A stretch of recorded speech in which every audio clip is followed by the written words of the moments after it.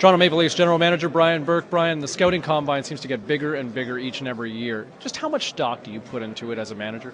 A lot. I think that first off, it's a very cost-effective way to interview and test a bunch of guys.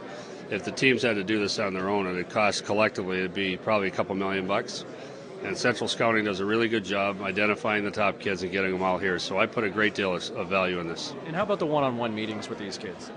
Well, I think they have value because there's 100 of them. You can interview a lot of kids, but they're certainly well coached. You know, sometimes the answers you get are obviously they've been coached on what's going to be asked and what are good answers and what are not. Sometimes you get frustrated because the only difference between one interview and the next interview is asking the kid what his dad does for work. So, but in general, it has value. You learn something in every interview, and I think Central Scouting does a great job on this. You always hear the stories of kids saying that some of the quirky questions that managers and executives like to throw out. Is there a benefit to that, or are you a fan of that kind of stuff? Well, if you get a kid that's too coached, you throw a curveball at him. Sometimes it gets him. You get a little better look at it. You know, really what he's made of. And instead of giving stock answers, you might get a more thoughtful answer, a more creative answer. So we do that once in a while. Do you have a favorite that you kind of keep in your back pocket for that? Yes. And? Well, not much point. I'll tell you one if a kid's going through a prepared thing, I'll ask him how many wristwatches he owns. And you see the panic. He's like, well, if I say 6, he's going to think I'm rich. And if I say, hey, kid, I don't really care how many watches you have. Just relax here. So just make sure. Absolutely. Now, what about from where you guys are sitting right now in the 7th spot? I mean, everybody loves to talk about the big 3 that are out there right now. And do you have a sense that there's still a lot of depth out there and a lot of talent to choose from? Yeah. If we have to just pick where we are, that's fine. We're trying to move up. We haven't had any luck yet, but I didn't expect to have any luck this early. I've done it twice before. Both times it happened on the floor. Right as picks were being announced, we made the deal. So I'm not discouraged or surprised at this point, but I'm not optimistic either. So we'll see. If we have to pick at 7, we think we can get a good player. Why have you never had the fear of wanting to take a chance and move up in the draft? Well, to me, you have to have a pretty strong sense of why you're moving up. And if you're certain on the kid, the 2 times with Chris Pronger, that was a pretty safe bet in my mind. I thought he was going to be a great player, and he is.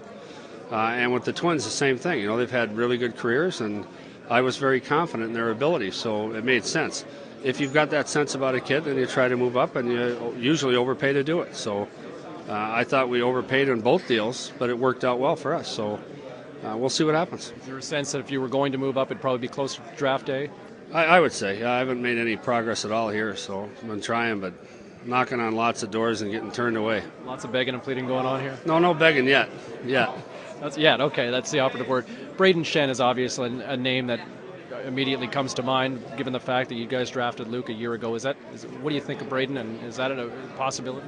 Well, we think he's a good player, but he's not going to be there at 7. So that's a player, if we move up, if that's a player we're interested in, we're going to have to move up. He's not going to be there at 7.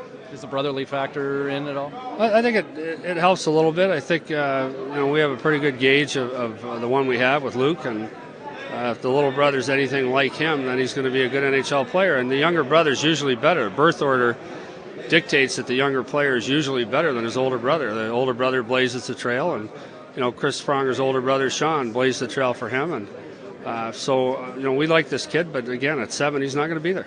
You look at where you guys are picking right now. A couple of kids that probably on the smaller side, but Jordan Schrader and Ryan Ellis just seem to have an abundance of skill. Is that something that you could look at as well? Well, they're both good players, so they're both undersized. Obviously, as you put your team together, there's room for small players, but we've got small players now, so probably not the direction we're looking, but we're going to go off the list. Whoever's there, the guy we have rated highest, when we get to our pick, we're taking him. Do you approach it as the best player available right now? Always, yeah. If you draft by position, I think you make mistakes. So the GM's job is to draft the best athlete available, and you address your depth chart and positional issues through trade. You don't do it on draft day. Now, for you, this is probably your first major impact as general manager with the Toronto Maple Leafs. Do you get nervous, excited as you kind of approach a time like this? Well, I like to me, the draft is it's a day of hope in our league. We all think all these guys we draft are going to play. It's the most fun day of the year, or 2 days of the year, and I get excited about the draft anyway. I think people, if they feel that I feel I have to make a big splash on draft day, I don't. I'm going to draft the best player available with the pick that we're able to get, so we'll go from there. Thanks very much for this, Brian. My pleasure.